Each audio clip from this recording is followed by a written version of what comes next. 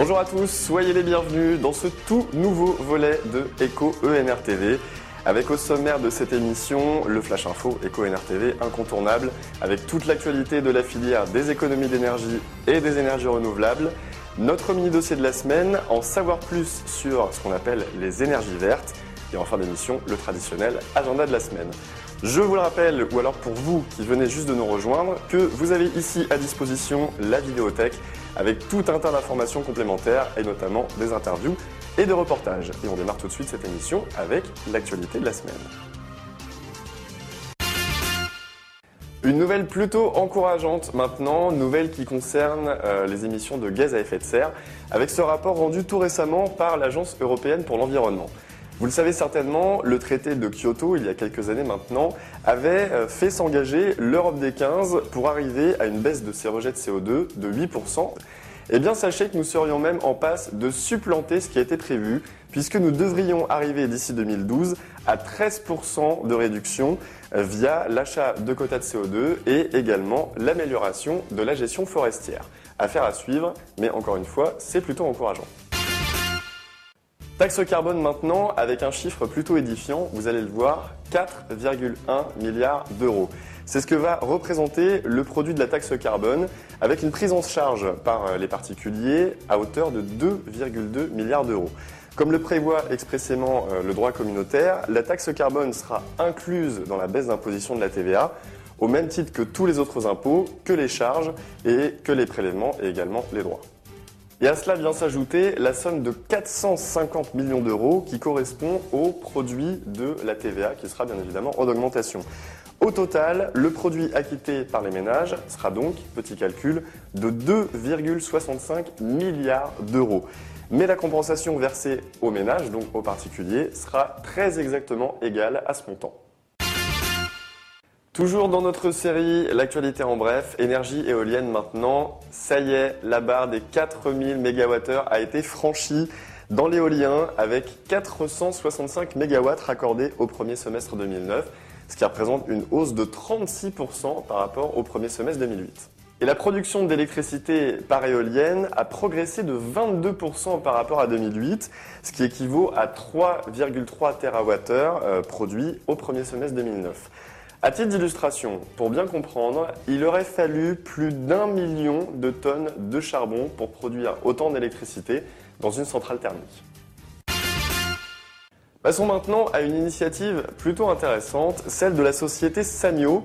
Sanyo qui est un groupe japonais d'électronique, qui est spécialiste des dispositifs à énergie solaire et des batteries rechargeables. Eh bien, la société a annoncé le 13 novembre dernier qu'elle allait lancer, en mars 2010, la production en masse de systèmes de stockage d'électricité de haute capacité à partir de cellules lithium-ion. Le groupe Sanyo prévoit justement de fabriquer jusqu'à 500 systèmes de haute capacité à partir de cellules lithium-ion qu'on appelle les DCB-101. L'objectif étant notamment de coupler des panneaux solaires à ces accumulateurs pour stocker l'électricité. Toujours en bref, et un dernier rapport, un petit dernier pour la route, avec la société Accenture qui a également publié en courant novembre un rapport portant sur les technologies les plus susceptibles de révolutionner à la fois l'offre et la demande en matière de carburant et également de réduire les émissions polluantes au cours des 5 prochaines années. Le rapport d'Accenture compare justement au niveau mondial les avancées accomplies en matière de moteurs à combustion, de biocarburants, de véhicules électriques et d'autres technologies, et 12 innovations en cours de développement ont été identifiées comme étant susceptibles de réduire la demande de combustibles fossiles de plus de 20% d'ici 2030, les émissions de gaz à effet de serre de plus de 30% par rapport aux hydrocarbures qu'elles remplacent.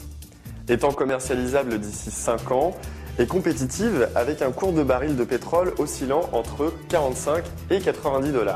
Alors petite question, une petite piste dans ce rapport. Est-ce que vous sauriez me dire quels seraient les carburants de demain? Allez, petit indice, nous avons notamment, figurez-vous, les déchets et le sucre. Eh oui. Voilà pour les news de la semaine, mais ça n'est pas fini. On retrouve tout de suite le mini-dossier. Un mini-dossier, comme je vous le disais en début d'émission, très pratique, vous allez le voir. Avec tout d'abord un petit rappel. Qu'appelle-t-on énergie verte? Eh bien, ce sont tout simplement les sources d'électricité de type renouvelable. Il va s'agir du vent, du soleil, du bois et des matières agricoles, également les courants d'eau des rivières et la chaleur du sous-sol.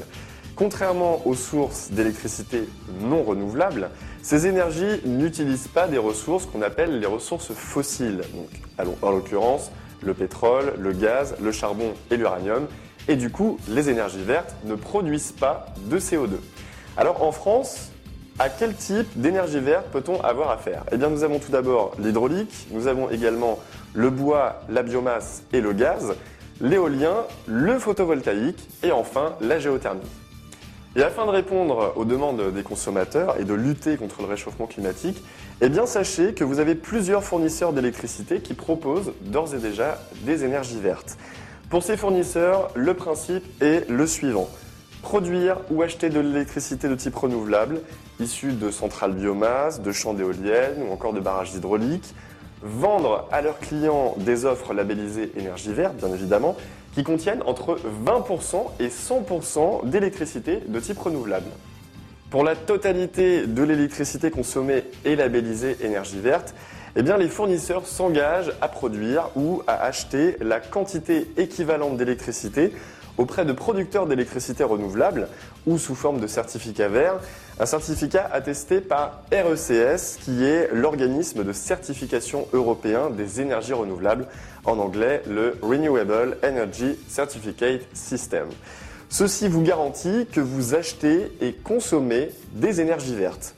Alors il existe sur le marché plusieurs offres de ce qu'on appelle l'électricité verte et afin de mieux comprendre ce qui se cache derrière cette appellation d'électricité verte, il convient d'analyser les contenus de chaque offre et également de comparer leurs caractéristiques, ce que nous allons faire tout de suite. Les critères de comparaison sont donc les suivants. Le pourcentage d'énergie verte dans les offres en question, le prix de l'abonnement en euros par mois ou alors en euros par an, le prix de l'électricité au kilowattheure en euros par kilowattheure et enfin la durée de votre abonnement.